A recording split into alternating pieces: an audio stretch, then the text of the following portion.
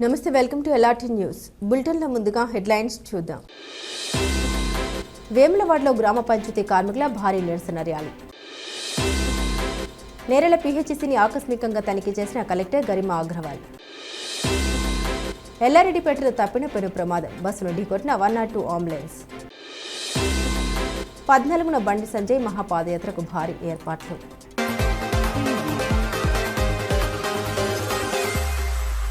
వేములవాడలో గ్రామ పంచాయతీ కార్మికుల సమస్యల్ని వెంటనే పరిష్కరించాలని కోరుతూ సిఐటి ఆధ్వర్యంలో గురువారం నిరసన ర్యాలీ నిర్వహించారు.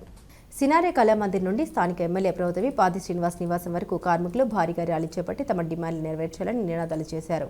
ఎమ్మెల్యే అందుబాటులో లేకపోవడంతో ఆయన పిఏ గోలి శ్రీనివాస్కు వినతి పత్రం అందించారు. ఈ సందర్భంగా సిఐటియు జిల్లా అధ్యక్షుడు ఎల్లారెడ్డి మాట్లాడారు. గ్రామ పంచాయతీ కార్మికులు 2వ పీఆర్సీలో చేర్చాలని, కనీస వేతనం 26,000కు పెంచాలని, పీఎఫ్ ఇన్సూరెన్స్ సౌకర్యాలు కల్పించాలని డిమాండ్ చేశారు. విధుల్లో మృతి చెందిన కార్మికుల కుటుంబాలకు 30 లక్షల నష్టపరిహారం అందించాలని కోరారు.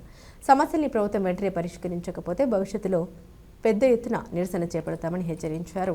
ఈ కార్యక్రమంలో సిఐటియు నాయకులు, గ్రామ పంచాయతీ కార్మికులు పెద్ద సంఖ్యలో పాల్గొన్నారు.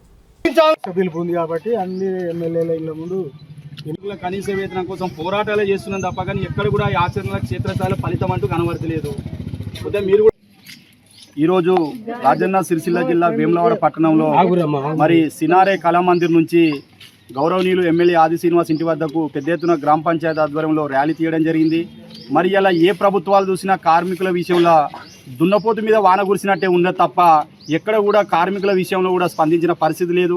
మరి కాంగ్రెస్ ప్రభుత్వం ప్రతిపక్షంలో ఉన్నప్పుడు మేము అధికారంలోకి వస్తే పూర్తి స్థాయిలో కార్మికుల హక్కులను కాపాడుతామని చెప్పి, కనీస వేతనాలు అమలు చేస్తామని చెప్పి టీఆర్ఎస్ ప్రభుత్వం మీద పెద్ద ఎత్తున దాడి చేసిన సందర్భాలు మనం చూసినాం. మరి ఇప్పుడు 2 సంవత్సరాల అధికారంలోకి వచ్చి కూడా మరి కార్మికులు ఇప్పుడు అసెంబ్లీలో సమావేశాలు కూడా జరుగుతున్నా కూడా మరి కార్మికుల ఊస అనేది లేకపోవడం చాలా బాధాకర సమస్యలు ఉన్నాయి. కాబట్టి ఇప్పటికైనా ఈ కాంగ్రెస్ ప్రభుత్వం మరి ప్రజాప్రభుత్వం అని చెప్పుకుంటున్న కాంగ్రెస్ ప్రభుత్వం మరి మరో 2 ఏళ్ళు అయితే మరి కాస్త సమయం కూడా మించిపోతుంది. కాబట్టి మరి 2 ఏళ్ల సమయం లోపల మరి కార్మికులు 1000 కళ్ళతో చూస్తున్నారు. కాబట్టి మరి కనీస వేతనాలు అమలు చేయాలని చెప్పి సందర్భంగా జిల్లా సిఐటి పక్షాన ఈరోజు రాజన్న సిరిసిల్ల జిల్లాలో మరి రాష్ట్ర సిఐటి పిలుపులో భాగంగా పెద్ద ఎత్తున ర్యాలీ తీయడం జరిగింది.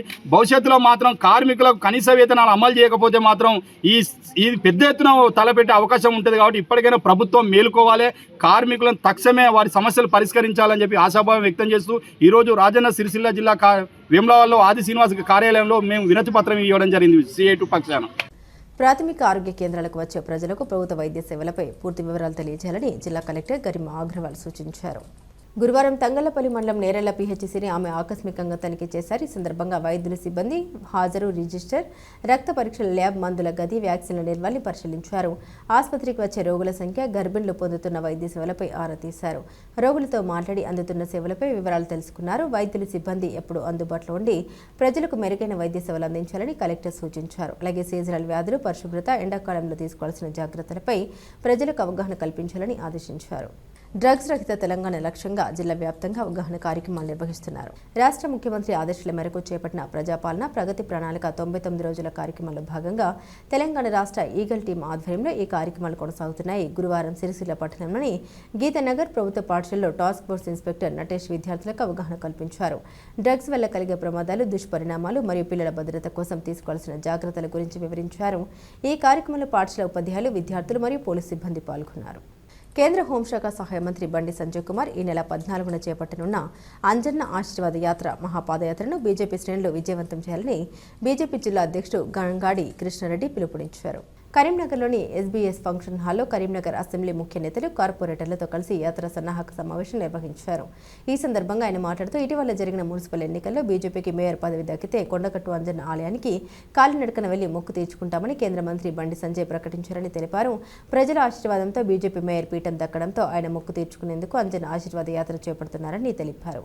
ఈ పాదయాత్రలో గ్రామ పంచాయతీ ప్రతినిధులు, మున్సిపల్ కౌన్సిలర్లు, కార్పొరేటర్లు, మేయర్, డిప్యూటీ మేయర్తో పాటు దాదాపు 10,000 మంది కార్యకర్తలు పాల్గొననున్నారు. తెలిపారు.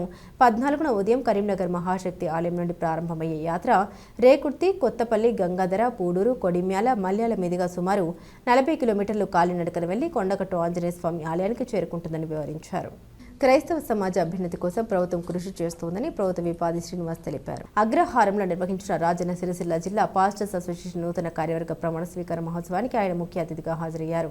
ఈ సందర్భంగా ఆయన మాట్లాడుతూ క్రైస్తవులకు ఎలాంటి సమస్యలు వచ్చినా తాను అండగా ఉంటామని తెలిపారు. సమాజంలో మత సమరస్యాన్ని కాపాడుతూ క్రైస్తవులు ఐక్యంగా ముందుకు సాగాలని కోరారు. ఈ కార్యక్రమంలో జిల్లా పాస్టర్స్ అసోసియేషన్ అధ్యక్షుడిగా జీవన్ ఇండియా ప్రమాణ స్వీకారం చేశారు. ఆయనతో పాటు నూతన కార్యవర్గ సభ్యులు కూడా బాధ్యతలు స్వీకరించారు. ఈ కార్యక్రమంలో వరంగల్ నుండి వచ్చిన పాస్టర్ జెర్సన్ అబ్రహాం దైవ ప్రసంగం చేసి క్రైస్తవులు ఐక్యంగా ఉండి కష్టాలను ఎదుర్కోవాలని పిలుపునిచ్చారు. జిల్లా నలుమూలల నుండి క్రైస్తవులు, ప్రజాప్రతినిధులు, అధికారులు భారీగా హాజరయ్యారు. రాజన్న సిరిసిల్ల జిల్లా పాస్టర్స్ అసోసియేషన్ ద్వారా నిర్మితమైన సభ్యుడిగా ఉన్నప్పుడు, మండల పరిషత్ అధ్యక్షుడు ఉన్నప్పుడు, దేవుడు రాజన్న ఆలయానికి సంబంధించి అధ్యక్షుడు ఉన్నప్పుడు అనేక సందర్భాల్లో మనకు సంబంధించినటువంటి కార్యక్రమాల్లో పాల్గొనడం.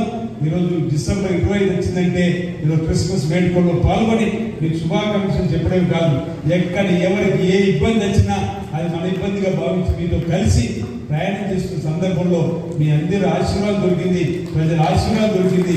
సాధించడం వేదికైనా రేవంత్ గారి అవకాశం ఇచ్చిన వ్యక్తిగా ఈరోజు మీ ప్రాంతంలో ఉన్నటువంటి సమస్యల పరిష్కారం కోసం కానీ ఆ కష్టాలను తట్టుకొని ఆ కష్టాన్ని నివారిస్తూ ముందుకు పోయినటువంటి సందర్భంలోనే మన జీవితానికి వాడుతూ ఉంటుంది. ఇప్పుడు ఎన్ని కష్టాలు వచ్చినా నాకంటూ అవకాశం వస్తుందా దేవుడి స్థితి చెప్పిన బాగుంటుంది. ముందుకు పోతుంటే ఏ చెట్టుకంత కాలంటారు.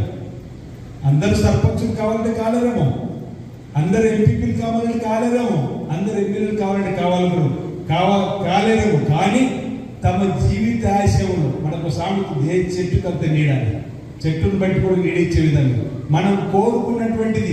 రాజన్న సిరిసిల్ల జిల్లా ఎల్లారెడ్డిపేట మండల కేంద్రంలోని కొత్త బస్టాండ్ వద్ద గురువారం ప్రమాదం తప్పింది.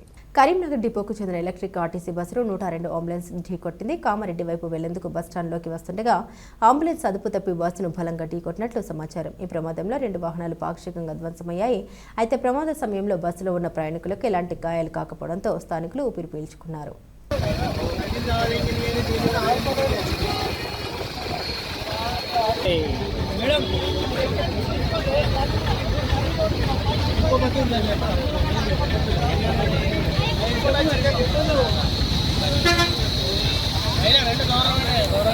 ఇవి బులెటిన్ అప్డేట్స్. మరిన్ని అప్డేట్స్ కోసం చూస్తూనే ఉండండి LRT న్యూస్.